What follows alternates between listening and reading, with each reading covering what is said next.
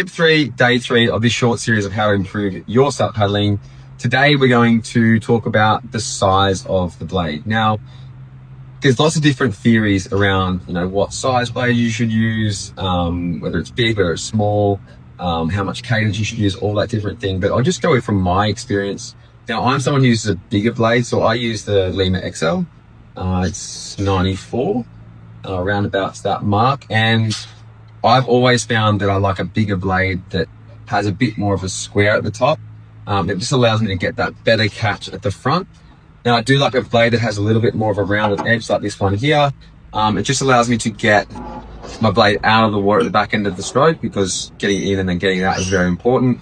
There's a lot of movement sort of coming away from the board and that type of thing when you're paddling in bumps or different conditions, so it's really important to have that. I do like a bit of a dig out as well. It just holds the blade nice and controlled when you're paddling. The ones that are a little bit flat, I found I cavitate quite a lot. It's a little bit more difficult, unless you're perfect with your catch, you're going to cavitate along the stroke. Generally, I wouldn't necessarily recommend this type of blade for everybody.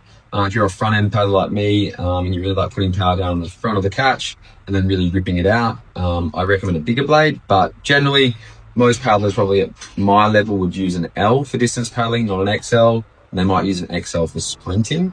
That's just you'd be able to get more purchase on the stroke, more leaderage, to be able to hold the water better as you move past it when you're sprinting. But for me, it's just a blade that's really worked for me over the years. I've always gone XL. I've tried to go XXL for sprinting, never really worked.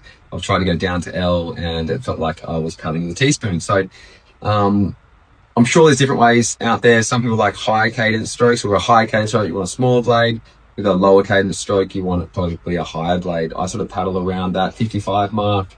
I think it's a good, efficient way to use your body, and it's something I've been doing for a long time. But there's obviously paddlers who paddle at 70 stroke rate, and there's paddlers who might paddle at 40. So you've got to work out what works for you, but that's what works for me. Let me know in the comments below what blade size you use, and let me know why.